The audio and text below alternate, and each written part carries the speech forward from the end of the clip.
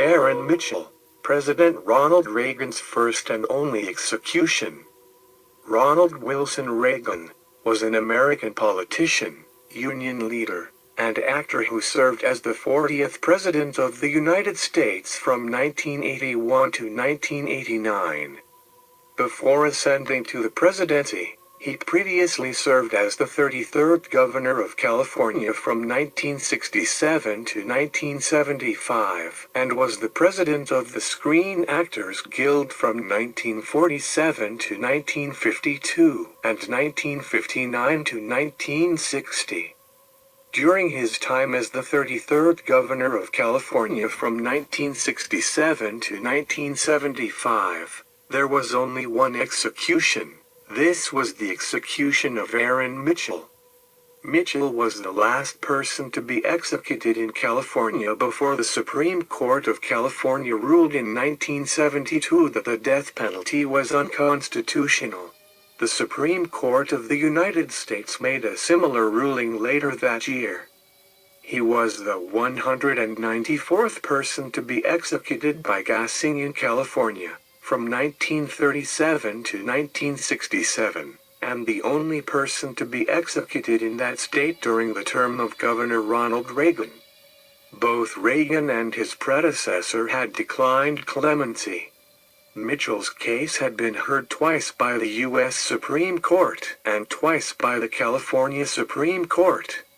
It was only 23 days after California's last previous execution, in January 1963, that Mitchell killed a white cop during a shootout occasioned by his abortive bar robbery. He'd been on death row fighting execution ever since, with a few dozen others who had been there even longer.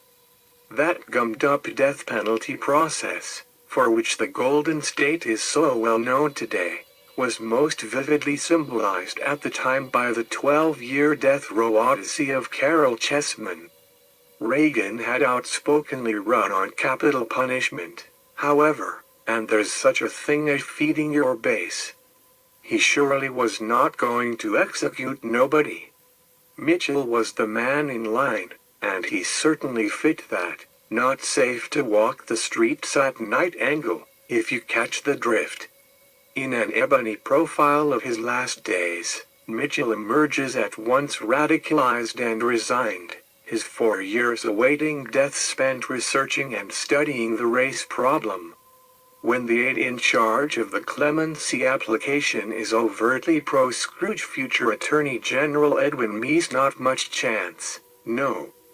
Cold comfort to Mitchell, but Reagan himself did not vindicate Jesse Gilbert's worst fears, and did not present the execution rubber stamp of a later political generation.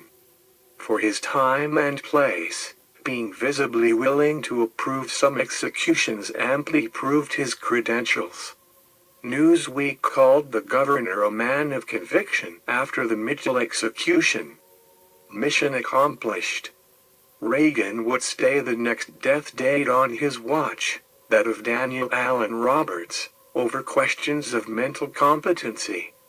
Later in 1967, he would do the same for Robert Lee Massey just hours ahead of execution, so that Massey could testify in another trial, inadvertently providing a bullet point in the conservative critique of death penalty squeamishness.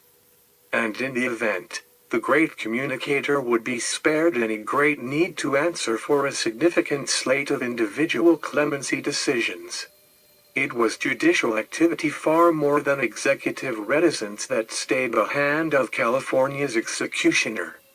Only one more execution after Mitchell's took place in all of the U.S. before the country slipped into a complete death penalty moratorium from which it would not emerge for another decade.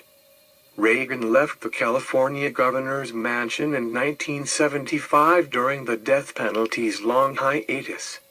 As U.S. President from 1981 to 1989, the death penalty was only just coming back online from that period, and that at the state level.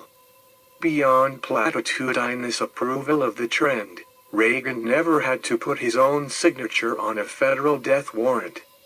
So as it turned out, Aaron Mitchell was the first, last, and only man so distinguished. And Reagan's minuscule career execution count was hardly the anomaly that it might now appear. Prior to Reagan, the last chief executive who had actually entered the White House, having previously forwarded any fellow to the executioner, was Dwight Eisenhower. The cop-killing Mitchell wasn't getting any love from the beleaguered Brown administration, either. Brown almost had a shot to pull a Ricky Ray Rector with Mitchell during the campaign, but the prisoner won a judicial stay just 24 hours from execution in May 1966. Just before the door to the octagonal, green gas chamber in California's San Quentin prison clanged shut, the condemned man twisted toward the witnesses. Straining against the 8 thick straps that bound him to a chair, he cried, "I am Jesus Christ." Moments later, a pellet of potassium cyanide was dropped into a solution of dilute sulfuric acid, and blowers began sucking the lethal gas upward. Within 12 minutes, Aaron Mitchell was dead. Prior to his execution, he was visited by renowned psychiatrist, Holocaust survivor, and author of Man's Search for Meaning, Dr. Viktor Frankl, in lieu of last rites. Shortly thereafter, Mitchell held an unorthodox press conference during which he declared in a typewritten statement that "I have made my appeal to God and to the governor. This is my last appeal to man. Forgive me, for I knew not." The San Francisco Chronicle documented him saying, "I don't really expect clemency from the governor, and I sympathize with him. He will be under criticism either way, but under much lighter criticism if he fails to act for me." He also feared that his own execution may spur a long new line to the gas chamber. His last words were, "I am Jesus Christ." He was 37 years at the time of his execution. So on this date, and in spite of an energetic protest outside San Quentin, a suicide attempt inside it, an open line to the governor's office just in case, and a hysterical mother, Mitchell became the 501st person put to death since the state moved all executions from county auspices into state prisons. The 502nd would not take place until another quarter-century had elapsed. Outside San Quentin's smokehouse, so named because smoke curls from the gas chamber's chimney, when a man is put to death, almost 500 opponents of capital punishment conducted a demonstration. Other groups picketed Governor Ronald Reagan's office and home. At the request of California's Episcopal Bishop C. Kilmer Myers, several churches tolled their bells at the hour of Mitchell's execution in penitence for our part in this judicial and legalized murder. But C. Julian Bartlett, the dean of Myers' own Grace Cathedral in San Francisco, declined the request. Exhausting all avenues, after refusing a plea for executive clemency, Reagan said, "Here was a case in which every legal avenue had been tried: the U.S. Supreme Court twice, the California Supreme Court twice.